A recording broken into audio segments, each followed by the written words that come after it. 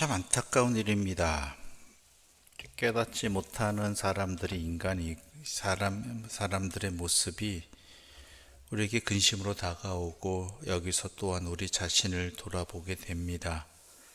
시딤입니다. 광야 생활의 종착지인 동시에 가나안으로 들어가기 위한 마지막 준비 장소로 여겨지는 곳이 시딤이었습니다. 고생 끝날 때가 된 것이죠.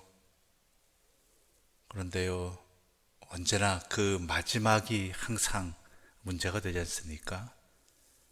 우리나라 옛날 전래동화에도 정해진 길이 있는데 항상 일이 틀어지는 것은 애초에 틀어지는 것이 아니라 꼭 하루를 남겨놓거나 아니면은 꼭 한 단계만 남았을 때 그때 일이 틀어지고 문제가 발생하고 그래서 그동안의 수고가 헛된 것이 되어버리고 말지요. 삼국지에도 제갈공명이 자신의 수명을 늘리기를 원해서 그렇게 여러 가지 방법을 시도하던 가운데 꼭 마지막 단계에 이르러서 어처구니 없는 자신을 위해서 또한 급박한 문제로 달려온 장군 한 사람 때문에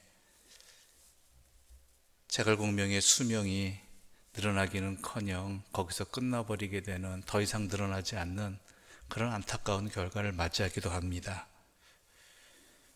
그래서 우리는 항상 선 줄 알았을 때 조심해야 되고 끝까지 살펴야 되고 헤아려야 된다는 것이죠. 이스라엘 백성이 참 곤란한 상황에 처했습니다. 물론 발람과 발락의 일당에 모략이 있었다라는 것이 요한계시록의 2장에 나타난 이유이기도 하지만 아무튼 사탄의 유혹은 항상 우리에게 존재하기 때문이고, 특히 우리가 목적지를 앞에 두고 우리의 모든 삶의 자리에서 항상 우리를 유혹하던 그 사탄은 더욱 애를 써서 이 기회를 놓치지 않으려고, 이 기회를 놓치면 끝나버린다는 그러한 중대성을 가지고 시험하기 마련인 것입니다. 그래서 인생의 말년도 잘 보내야 됩니다. 전에도 말씀드렸지만 인생의 말년을 위해서 내가 믿음 지킬 수 있도록, 헛된 고집에 사로잡히지 않도록, 어리석음에 빠지지 않도록, 내 육체는 쇠할지라도 내 정신은 쇠하지 않기를 그렇게 하나님께 구해야 되는 것이고, 그 구하는 것이 간절한 마음으로 구해야 되는 것이 바로 이런 이유 때문입니다. 어떤 일이 벌어졌습니까? 1절부터 3절까지의 말씀 우리 함께 읽어보겠습니다. 1절부터 3절입니다. 이스라엘이 시딤에 머물러 있더니 그 백성이 모압 여자들과 음행하기 시작하니라. 그 여자들이 자기 신들에게 제사할 때에 이스라엘 백성을 청하매 백성이 먹고 그들의 신들에게 절함으로 이스라엘이 바알 브로에게 가담한지라. 여호와께서 이스라엘에게 진노하시니라. 뭔가 재밌었겠죠. 지루한 생활이 지쳤겠죠. 그런 가운데 아름다운 여인들이, 특히 이방의 여인들이 이스라엘 백성들을 유혹합니다. 그들과 함께 이스라엘 백성은 또 음행하기 시작하지요. 그런데요, 마음이 뺏겨버리는 것은요, 단순히 육체를 뺏기는 것을 넘어서서요, 영혼까지 빼앗겨버리게 된다는 것입니다. 이스라엘 백성들은 하나님의 백성입니다. 하나님께서 이방 여인들과 결혼하지 말라라고 이야기하신 것은 단순히 민족을 차별해서가 아닙니다. 왜냐하면 다른 신을 믿기 때문입니다. 다른 이유 때문입니다. 하나님 아닌 다른 것을 숭배하기 때문이고, 더 나아가서 하나님의 백성들로 하여금 하나님으로부터 마음이 멀어지게 하는 것이고, 하나님이 금하시는 일을 하기 때문입니다. 그래서 이스라엘 백성들을 위해서 이방 민족과 접촉하거나 그 문화를 받아들이거나 결혼하지 말라라고 분명히 이야기하신 것이지요. 그런데 오늘 그 문제가 터졌다는 것입니다. 호감이 갔습니다. 처음엔 호감이었겠죠. 아름다운 여인들에 대한, 또한 여러 가지 그 방랑 생활에서 겪어보지 못한 정착 문화에 대한 호기심이었겠죠. 부러움이었겠죠. 그러다 보니까 마음이 흔들립니다. 그러다가 정욕의 몸을 맡깁니다. 정욕의 몸을 맡기면서 그 이방 여인들과 함께 먹고 마시더니 자기가 누구에게 절하는지도 깨닫지 못하는 상황이 되었습니다. 이들이 광야에서 무엇을 훈련받았습니까? 그 훈련이 아무 소용이 없게 된 것이에요. 순식간이 되어버립니다. 내가 누구인지도 잊어버렸고, 또한 내가 누구를 섬기는지도 잊어버리는 상황이 되어버렸습니다. 그래서 이스라엘 백성들이 바알 부올에게 가담했다고 되어 있습니다. 우리가 잘 아는 그 바알입니다. 바알 부올에 가담했다는 것은 학자들이 추측하기는 그쪽 부올산과 연관되어서 바알을 섬기는 산당에서 이러한 일들을 행했다라는 것이죠. 우리 하나님 결코 그냥 넘어가시는 분 아닙니다. 그토록 많이 경고하셨고 말씀으로 또한 함께 해주셨고 때로는 경고뿐만 아니라 심판도 하셨는데 이 백성은 순식간에 무너져 버린 것입니다. 그래서 하나님께서 진노하시지요. 그래서 엄청난 말씀을 하십니다. 우리 4절과 5절의 말씀 함께 읽겠습니다. 4절과 5절입니다. 함께 읽겠습니다. 여호와께서 모세에게 이르시되 백성의 수령들을 잡아 태양을 향하여 여호와 앞에 목매어 달라. 그리하면 여호와의 진노가 이스라엘에게서 떠나니라. 모세가 이스라엘 재판관들에게 이르되 너희는 각각 바알 부올에게 가담한 사람들을 죽이라 하니라. 잘 읽어보시면은 하나님의 뜻과 모세가 행한 일이 다르다라는 것을 느끼게 됩니다. 하나님께서는 진노하셔서 뭐라고 하십니까? 백성의 수령들을 잡아 태양을 향하여 여호와 앞에 목매어 달라라고 이야기합니다.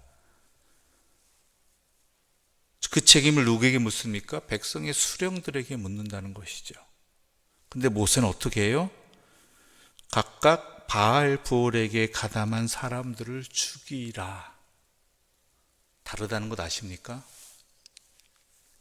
하나님이 책임을 묻고 계신 사람들은 백성의 수령들이었습니다. 그런데 모세는 이 하나님의 말씀을 어떻게 해요? 변용하죠. 왜 그렇겠습니까? 자기의 측근들입니다. 그리고 어찌 보면은 합리적으로 생각하면은 백성의 수령들이 잘못한 것이 아니라 모세의 명령이 더 합리적으로 보입니다. 죄진 사람이 대가를 치러야죠. 그렇죠?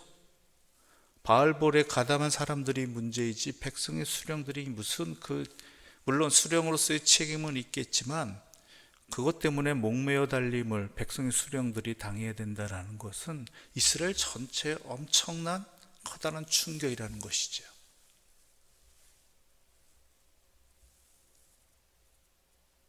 하나님의 마음이 어땠을까요? 하나님이 왜 그런 명령을 내리셨을까요?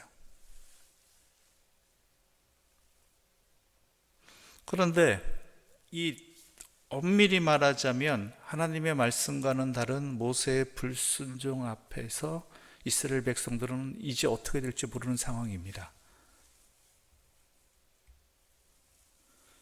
근데 한 사건이 터지지요. 6절부터 8절까지의 말씀 우리 함께 읽겠습니다. 6절부터 8절입니다. 이스라엘 자손의 온 회중이 회막문에서 울 때에 이스라엘 자손 한 사람이 모세와 온 회중의 눈앞에 미디안 한 여인을 데리고 그의 형제에게로 온지라.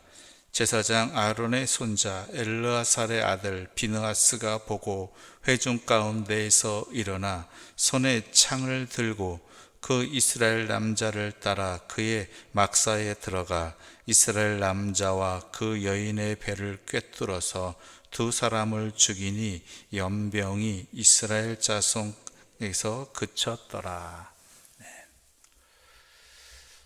분명히 하나님께서는 백성의 수령들을 동쪽, 즉 태양을 향해서 목매에 달아 죽이라고 하셨는데 모세는 차마 그렇게 하지 못하고 바알 부올에게 가담한 사람들을 죽이라고 이야기합니다. 그런데 중요한 건 뭐예요? 바알 부올에 가담하게 된 원인이 어디 있냐라는 거예요. 그렇죠? 일어난 현상이 물론 결과가 눈에 보기엔 바알 부올이 문제이지만 그 원인이 어디에 있습니까? 모압의 여인들과 음행한 이스라엘 백성들의 문제라는 것이죠. 그러니까 모세는 두 가지의 잘못을 저지르고 있는 것입니다. 첫 번째는 하나님의 말씀대로 행하지 아니한 것. 두 번째는 뭐예요?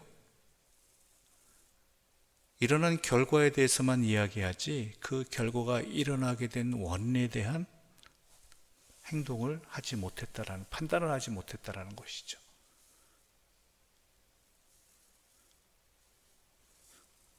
그런데 한 사람이 나타납니다. 아론의 손자 엘르아살의 아들 비느하스가 회중 가운데에서 일어납니다. 어떤 한 사람이, 이스라엘 백성 중에 한 사람이 미디안 여인을 데리고 형제 앞에 나왔을 때, 사람들 앞에 나왔을 때 그는 행동을 하죠. 두 사람을 그의 막사로 데려다가 죽여버리는 사건입니다. 둘 다. 한 사람만 아닙니다. 둘 다입니다.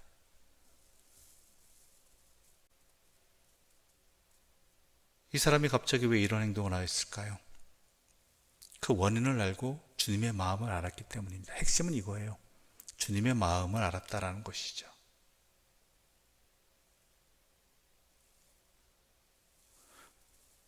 이스라엘의 수령들을 동쪽을 향해 태양을 향해서 여호와 앞에서 목매어 달라고 하시는 하나님의 마음을 알았던 것입니다. 그리고 모세도 깨닫지 못한 바알 부올에게 책임을 돌리는 이 상황, 섬기는 그 사람들의 원인이 어디에 있는지도 분명히 알았다라는 것이죠. 그래서 어찌 보면 그는 수령이 아닙니다. 그럴 자격이 없는 사람입니다. 그럼에도 불구하고 그는 하나님의 마음을 알아서 가는 이방 민족과 관계를 맺은 이스라엘 사람과 또한 그 이방 여인을 죽여버리는 그런 행동을 하게 된 것입니다. 그러자 어떤 일이 벌어졌어요? 연병이 이스라엘 자손에게서 그쳤더라라는 것입니다.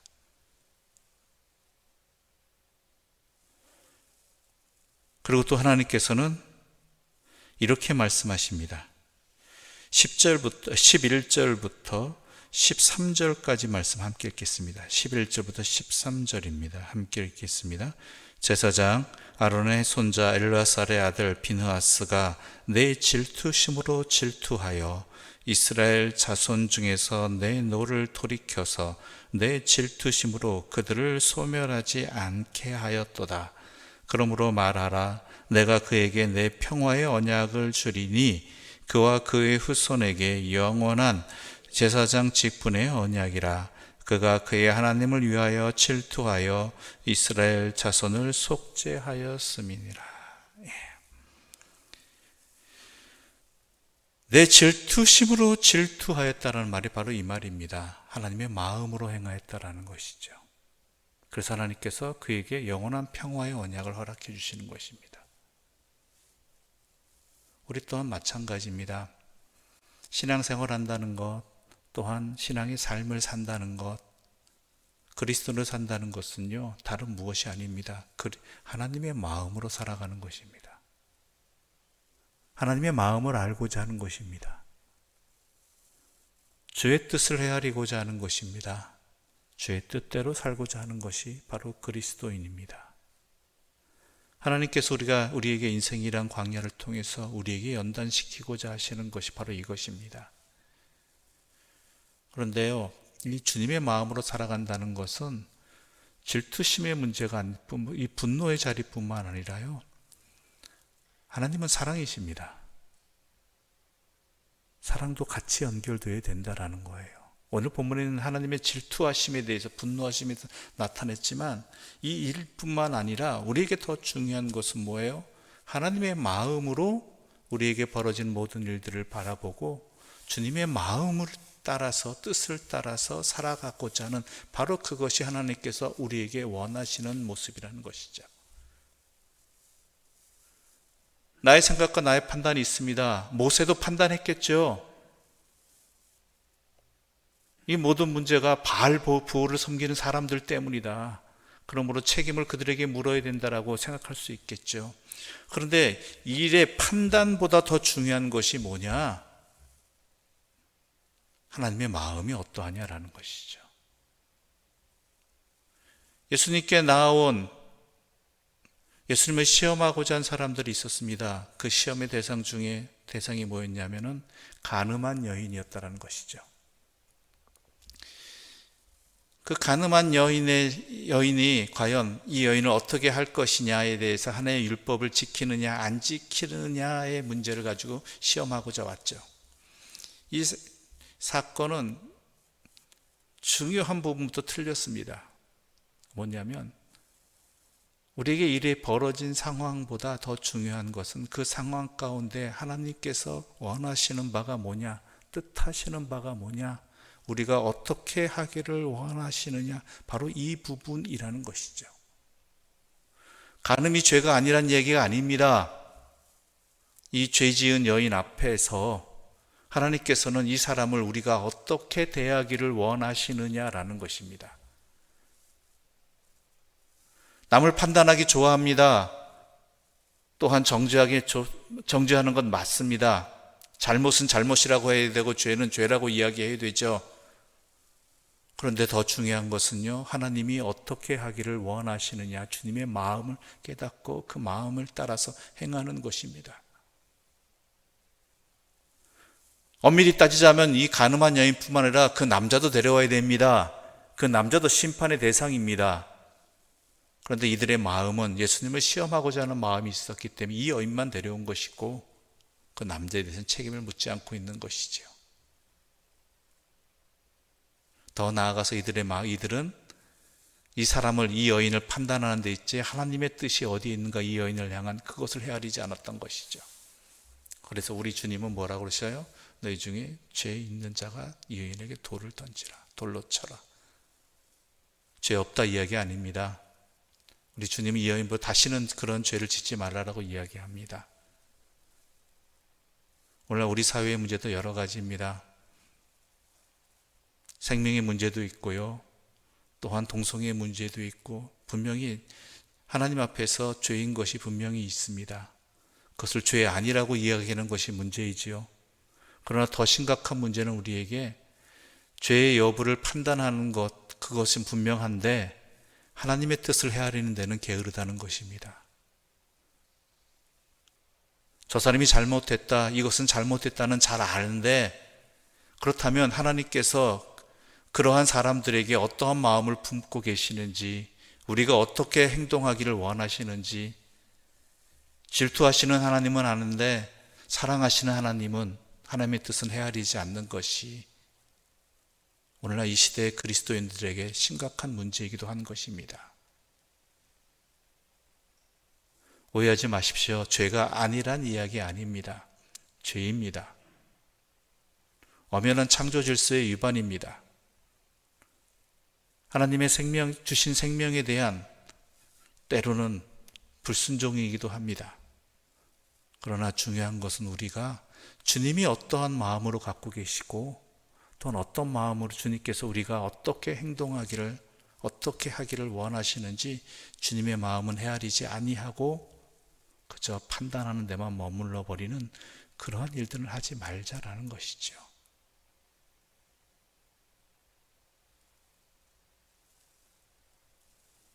주님의 마음을 헤아릴 때, 주님의 뜻을 헤아릴 수 있을 때, 그 뜻대로 행하고자 할 때 그 죄의 굴레는 끊어지게 되는 것이고, 또한 더 중요한 것은 그 모든 일들을 통해서 하나님의 사랑이 드러나고 하나님의 영광이 드러나게 된다는 것입니다. 지혜롭게, 또한 분명하게, 그렇지만 더 중요한 하나님의 마음을 헤아리고 뜻을 헤아려서 그 뜻대로 행할 수 있는 하나님의 사람들 되시기를 바랍니다. 그게 하나님께서 우리에게 원하시는 일입니다. 기도드리겠습니다. 하나님 아버지, 감사합니다. 우리에게 중요한 것이 무엇인지 오늘의 사건의 내용을 통해서 알려주셔서 감사합니다. 주여, 주님의 마음을 품게 하여 주시옵소서. 주님의 진리로서 판단하되 주님의 마음으로 또한 행하게 하여 주시고 해야 할 일을 하게 하여 주시옵소서. 그리하여서 어리석은 자 되지 말게 해주시고 교만한 자 되지 말게 해주시고 주님의 마음을 헤아리지 아니하고 또한 자신에게 익숙한 대로 자신의 생각대로 판단해버리고 행동해버리는 그러한 안타까운 이들이 되지 않게 하여 주시옵소서. 그러나 그 전에 먼저 우리 내 자신이 주의 앞에 가는 그날까지 그 믿음 흔들리지 아니하도록 주께서 우리를 지켜주시고 우리로 하여금 항상 깨어 있게 하여 주시옵소서. 예수님의 이름으로 기도드립니다. 아멘. 하늘에 계신 우리 아버지, 아버지의 이름을 거룩하게 하시며 아버지의 나라가 오게 하시며 아버지의 뜻이 하늘에서와 같이 땅에서도 이루어지게 하소서.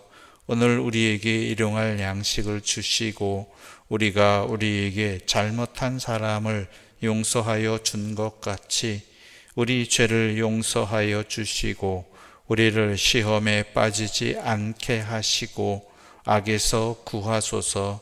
나라와 권능과 영광이 영원히 아버지의 것입니다. 아멘.